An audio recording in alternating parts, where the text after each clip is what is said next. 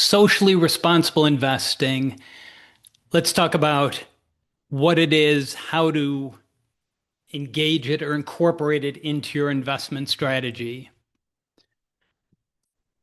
So, SRI, socially responsible investing, sustainable, responsible impact investing. It's an investment strategy to align your investments with your values and pursue competitive returns. It considers environmental, social governance, ESG criteria. And the three main components or strategies or tools are screening, shareholder advocacy or engagement, community investing. It balances financial gold with real world impact. So these are the three core SRI tools: screening, choosing what companies or bonds to hold, which ones to avoid based on the values or the environmental social governance criteria. Engagement, as a shareholder, you can engage, you can make changes in companies. And community investing, you can direct capital to organizations or people that might not have access. Types of screening, you can have total exclusion, just avoid certain sectors like fossil fuels. You can do the best in class. So sticking with a broad range of classes, but picking the best company in each area. You can do best of the worst, like natural gas instead of coal or oil. Just getting the best or supporting, encouraging the best in some of these sectors that aren't the most positive. This is types of screening: positive tilts towards the environmental social governance leaders. Impact of screening. So it aligns your portfolio with your values and mission. This can express long-term investment strategy. If you think fossil fuels is a poor investment in the long term, great. Screening can help keep that out of your portfolio so you don't have that carbon risk in your portfolio. It signals expectations as the SRI asset pool grows, as more and more people put their assets into funds or advisors who are considering environmental social governance criteria. It may encourage other companies to do better reporting or become more responsible. It may not move markets alone. You selling me your individual stock on a secondary market isn't going to contribute to harming that company unless we all noisily get up enough momentum. But it contributes to a broader change. Shareholder engagement. So don't diminish screening as nothing. You are, by being in SRI funds, by looking at environmental social governance, by avoiding industries. As that pool grows, it's making more and more, and it's growing fast. It's making more and more of an impact. It's putting companies on alert. If you're trying to improve, well, if you're trying to please shareholders, that you might want to consider these factors. This is shareholder engagement is where investors have the most direct influence in corporate behavior. You can file, vote shareholder resolutions, elect boards of directors, meet privately with management, engage through communication. So climate, investors can file resolutions for emission, and they do, for emissions targets, vote against directors resisting oversight, push to link executive pay to climate metrics. Companies publish climate reports and set goals if they are instructed by their shareholders to do it. Labor standards, you can request as a shareholder, as a partial owner, as a group. So if you're in a fund, the fund managers will engage on your behalf. So you want fund managers that have similar values to you. But they can combine with other funds and engage and request independent audits of factories, looking at labor conditions, file resolutions for stronger supply chain standards. company disclosure, factory lists, and improve monitoring. Community investing. Here's a third piece. There's a lot of ways to engage in community investing. One could be just not using these global banks and use a local credit union.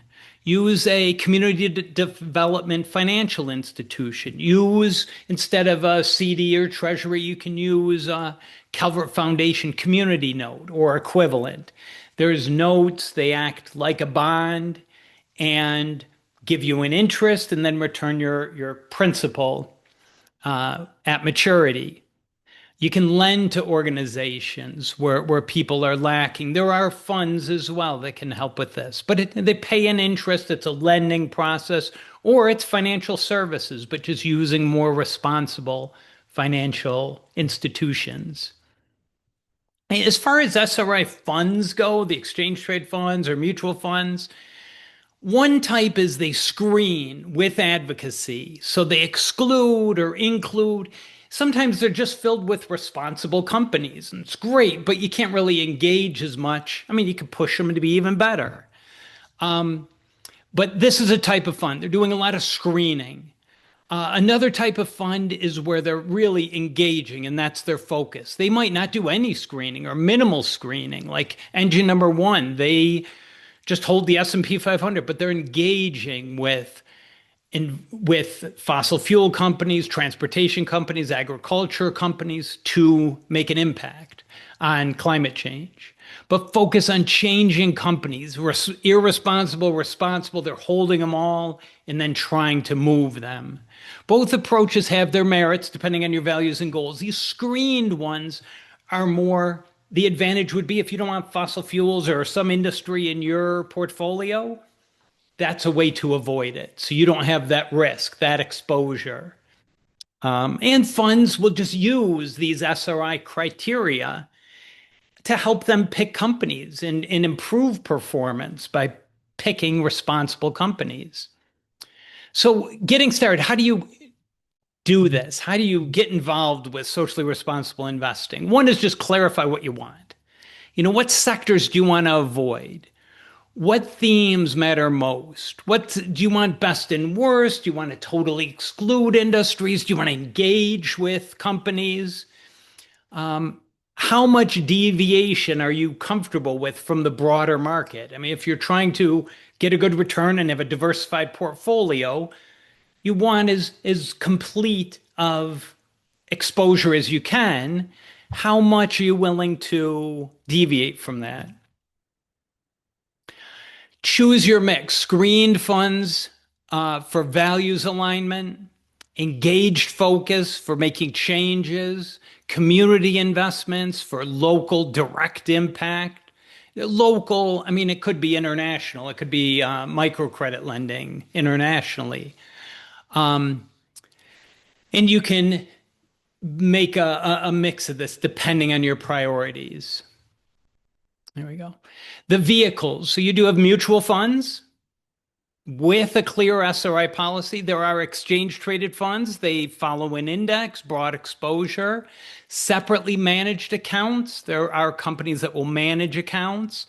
You can do individual stocks, individual holdings, and that's really screening the best. But if you're doing it yourself, then the engagement work falls to you, the responding to shareholder resolutions. Engaging can be a little bit more time consuming. So funds, how do you even find these funds? Review fund websites for screening criteria. I haven't searched, but with AI, there could be ways to screen or to ask it about funds. Check the prospectus. Organizations like US SIF or As You Sow, they provide research and scorecards and can help with some broader screening. Or if you want support, there are advisors like AIO Financial, but there are advisors that specialize in socially responsible investing, and they can help guide or they can manage assets. They'll have a SRI questionnaire to get your value stated, and then they will get funds that will match that. Does SRI hurt returns? This is what we get a lot. And there's been studies of studies of studies. There's been a lot of research about this. SRI can help manage risk, align with long-term trends. They may lag when exclusion sectors outperform. But thoughtful, diversified SRI portfolios are competitive over time. I mean, that's what they show in the studies of studies I've read. Mostly they're saying they perform as good or better, but it depends on the time. I mean, the biggest difference for a lot of these funds is in fossil fuels. Some of them don't do any screening, and then they're performing just like a normal index. They're just engaging. Ones that are doing screening, if they eliminate fossil fuels, that's about 11% of the S&P 500. So if you're comparing the two, that 11% is going to other parts of the S&P 500. So if fossil fuels underperform the average, your SRI funds are outperforming. When fossil fuels outperform the average, your SRI funds are underperforming. And so you'll see that over a long, 5-year long period of time. I mean, any quarter you could underperform or underperform, but over a long time, they're generally staying with the index or outperforming in many cases. But it's worth looking at that for your different broad, funds. Understanding trade-offs. So periods of over and underperformance due to sector tilt, depending on, especially, in these screened funds, the ones that don't screen, you don't have it, but funds that are screening, including or excluding companies, it'll depend on, where those sectors are. Over a full cycle, they can match traditional portfolios. Non-financial benefits, of course, is that your values are aligned with your investments and you have some real world impacts. These companies are out engaging, making changes in companies. So big takeaways. SRI is a toolkit. It's a bunch of tools or strategies, not a single product. Screening aligns your portfolio and signals expectations. Engagement is where investors have the most direct influence to change companies. And community investment also makes a big impact, and it channels capital to those who need it most. There are multiple ways to get at this through mutual funds, exchange traded funds, separately managed accounts, individual stocks. You can work with a specialist, an SRI advisor for guidance. You can start simple. You could just replace some of your large cap US with some SRI funds and slowly move towards a more sustainable portfolio. Performance can be competitive. Yes, and you can. There are a lot of options out there for SRI. So you can get a very diversified portfolio that's SRI. All right, let me know if you have any questions. I'm Bill Holliday with AIO Financial, AIOfinancial.com. We're fee-only financial advisors. We don't get commissions. We don't sell products. We're only compensated by our clients. Let me know if you have any questions, or feel free to set up a free upfront meeting and we'll talk about your situation and what you're looking for. All right, thanks a lot.